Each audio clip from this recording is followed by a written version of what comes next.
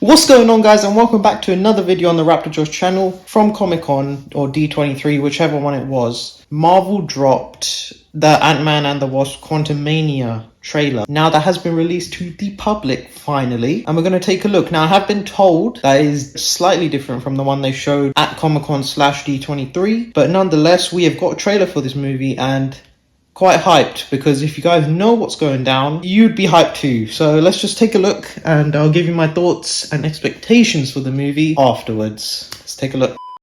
I used to ask myself a lot of questions. Scott, you're at ex-con. How are you an Avenger? That doesn't make sense. But everywhere I go, people tell me the same thing. Thank you, Spider-Man! People still need help, Dad. That's why we made this. It's like a satellite for deep space, but quanta. Wait a minute. You're sending a signal down to the quantum realm. Turn it off. Now!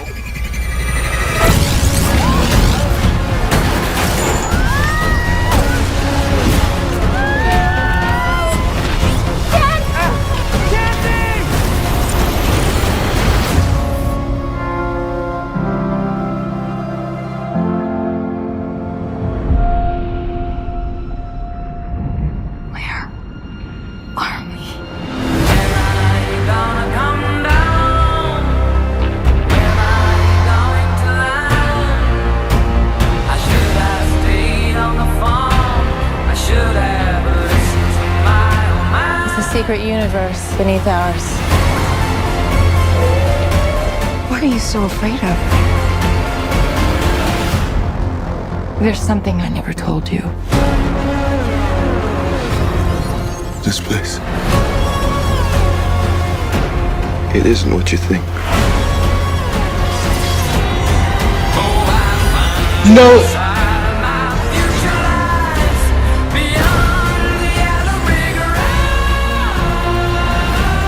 I can get you home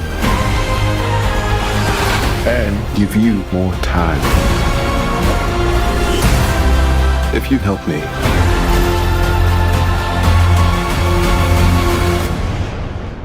So, what's it gonna be, Ant-Man?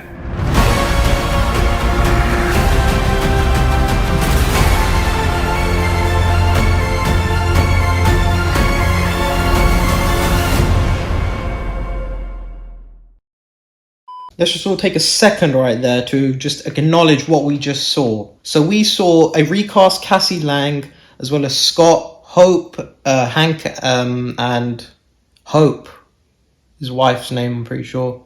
No, whatever the wife's name is, Janet. Janet is in the movie. So we see this group. Cassie, during the 5 years that Scott was, well, not dusted, but inside the quantum realm, stuck in there, she never lost hope that her dad would one day return, because she knew he was down in the quantum realm. Now she has worked out a way to send a signal down there, and Janet, in fear, because she knows what's down there and but she was stuck in there, and she doesn't want her to do it. She does it anyway, and Kang is in the quantum realm. That's got to be what's happening, right? And he's in there purely because he's a scientist / engineer from the 31st century, a descendant of Reed Richards. Who knows what he's doing? What is he looking for? Now, he wants Scott to help retrieve something, right? And as we know from the past two movies, which were basically heist movies, that Scott has the skill, and Kang knows that. Now, Kang needs something. What does he need? In the comics, we know he has a romantic relationship with that lady, Ravonna Renslayer, who is part of the Loki series, worked as the TVA head, you could say. Now, they had a romantic relationship in the comics. Maybe it's her. And that's the way we can tie in Loki to the Avengers, maybe, again. But we just don't have enough information to make a statement yet. This Kang is quite different from the one we saw in the Loki series. So the one in the Loki series, He Who Remains, was definitely a more Shakespearean type, giggly sort of guy. This Kang is Kang the Conqueror, right? He is a conqueror. So we know this Kang will be way more violent if he needs to be, and he is not likely to be as patient as He Who Remains was with Loki and Sylvie. We can see that he has an army in the trailer. We can also see that he doesn't have powers, but what it showcases engineering ability and the way his suit was made. Now that suit looks incredible. I don't want this movie to rely on the fact that, oh, Kang's in the movie and we should just rely on that, go heavy into that. I want this to be a chance for Marvel to rectify their previous mistakes with Thor: Love and Thunder and some aspects of Doctor Strange in the Multiverse of Madness. And I want them to create a good storyline and not rely on the fan service of Kang being in the movie. Now, there are also rumors of MODOK being in the movie, which leads me to believe that this movie will make the same mistakes as Thor: Love and Thunder and Multiverse of Madness in relying on fan service and cameos to be what makes the movie great. And in my opinion, those don't make the movie great, but the usage of those characters within a great story is what makes a movie great. Now, interestingly, what was left out of this trailer but was shown at Comic-Con/D23 was Kang's line, "Oh, so you're an Avenger?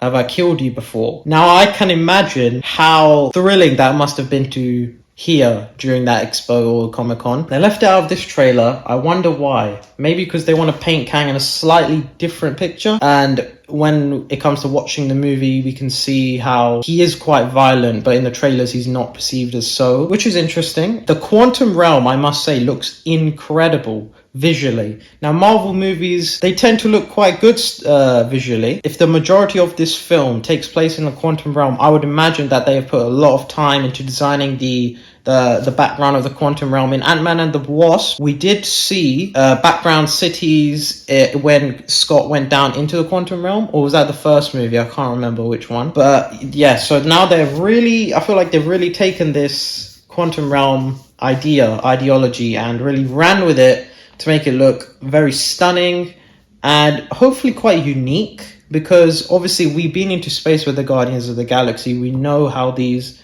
utopian societies sort of look like. Maybe this is a chance for them to showcase quite a different and odd side to a setting that is rarely used in and is not used in any other movies other than Ant-Man movies. Okay, so we also know that Cassie, we do know she becomes a young Avenger. Now, the recasting of the character shows me that Marvel is heading down that path where all these young Avengers will join together in a movie, perhaps a show. So I'm interested to see where they'll lead, but it does show that Marvel are taking the Young Avengers storyline quite seriously, and I'm interested to see how they will be incorporated into the 616 continuity. Now, that is all I could tell from the trailer right now about, sort of gauging what the plot line is going to be, where Marvel is heading, and my own personal thoughts on why I think Marvel should not rely on fan service as much as they do. Thank you guys for watching. What did you guys think of the trailer? Let me know down in the description below. I'm quite hyped right now. Make sure you guys leave a like and subscribe for more content. And thank you guys for watching. Take care. Peace.